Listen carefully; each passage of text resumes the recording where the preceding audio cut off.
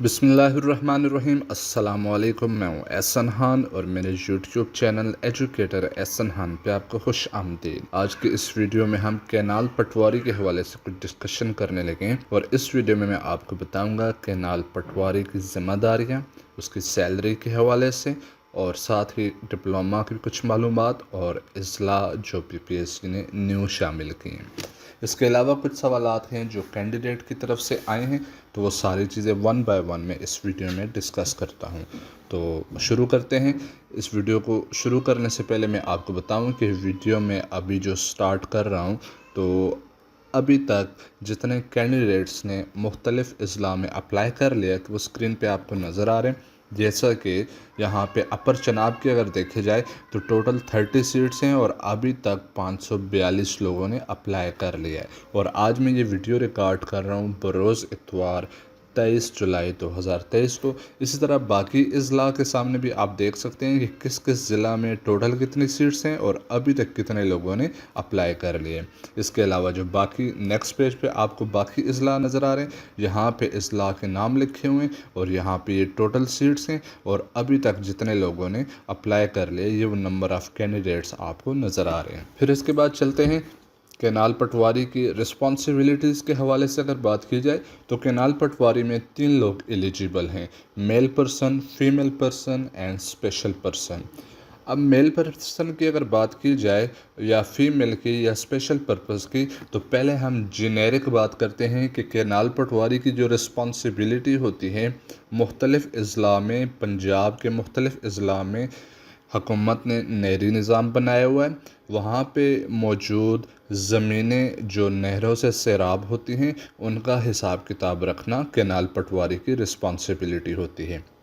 अब अगर मेल की बात की जाए तो मेल इस चीज़ के लिए रिस्पॉन्सिबल होता है कि उसने वो ऑफिस वर्क भी करना है और इसके अलावा उसमें फील्ड में भी जाना है। और अगर फ़ीमेल की बात की जाए तो फ़ीमेल ने ऑफिस वर्क ही करना है, उनको नॉर्मली फील्ड्स में नहीं भेजा जाता। और इसी तरह स्पेशल पर्सन की अगर बात की जाए तो उनको भी ऑफिस में ही काम दिया जाता है, फील्ड में उनको नहीं भेजा जाता। इसके बाद अगर बात की जाए कि कुछ ऐसे डिस्ट्रिक्ट भी हैं जो इस एडवर्टाइजमेंट में नहीं शामिल किए गए, यानी कि वो लोग इस पोस्ट के लिए एलिजिबल नहीं हैं, तो उसमें शामिल हैं जैसे कि रावलपिंडी, जेलम, चकवाल और अटक वगैरह। और इसकी वजह यह है कि ये ऐसे अज़ला हैं जहाँ पे नहरी निज़ाम या तो है ही नहीं और या फिर कम है, इस वजह से यहाँ पे सीट्स क्रिएट नहीं की गई। और साथ ही कुछ ऐसे अज़ला भी हैं जहाँ पे एक ही ज़िला में मल्टीपल अज़ला के डोमिसाइल रखने वाले लोग अप्लाई कर सकते हैं।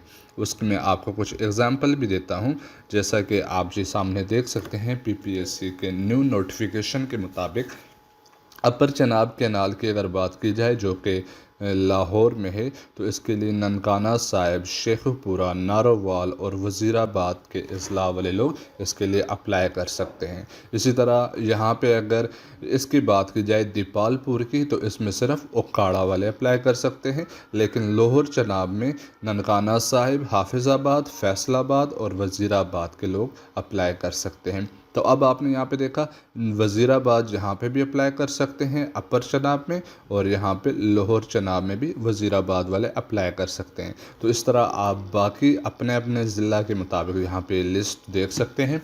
अब आपने करना ये है कि अगर कोई कैंडिडेट एक से ज़्यादा ज़िला में अप्लाई करता है तो उसको मल्टीपल एप्लीकेशन सबमिट करने होंगे और हर एप्लीकेशन के लिए उसको अलग से फॉर्म फिल करना होगा ऑनलाइन और अलग से फ़ी पे करनी होगी। और अगर इसकी बात की जाए एग्ज़ाम की, तो एग्ज़ाम की जो एक्सपेक्टेड डेट है वो सितंबर में इंशाल्लाह हो जाएगा और क्लब टेस्ट होगा, यानी कि आपने जितने भी सीट्स के लिए अप्लाई किए आपका टेस्ट एक ही कंडक्ट होगा और उसके बाद मेरिट बनेगा इंटरव्यू कंडक्ट होने के बाद, और फिर मेरिट की बुनियाद पे आपकी प्लेसमेंट होगी।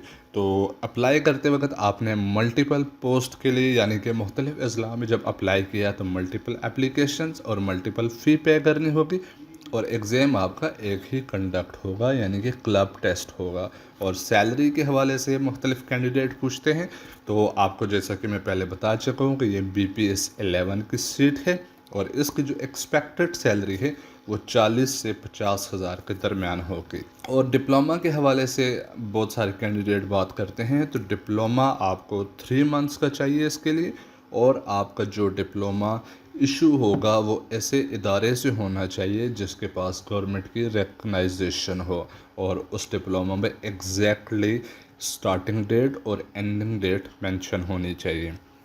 इसके अलावा टाइपिंग की अगर बात की जाए, तो टाइपिंग के लिए मैंने आपको ऑलरेडी बताया हुआ है कि आपने एक सॉफ्टवेयर है टाइपिंग मास्टर, उसको अपने सिस्टम में इंस्टॉल करना है और डेली बेसिस पे उसकी प्रैक्टिस करनी है, और आपको एटलीस्ट 40 वर्ड्स पर मिनट की स्पीड चाहिए इस टाइपिंग टेस्ट को पास करने के लिए।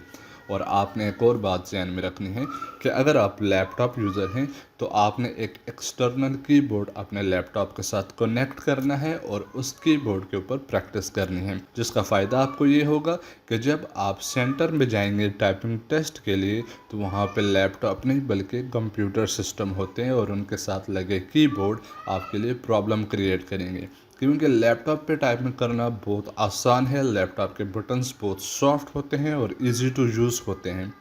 तो एक लैपटॉप यूज़र जब कीबोर्ड पे टाइपिंग करता है तो उसकी परफॉर्मेंस उस तरह से नहीं रहती जैसे कि वो लैपटॉप पे प्रैक्टिस कर रहा होता है।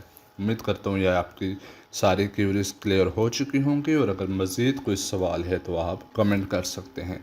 Thank you for watching. Allah हाफिज़।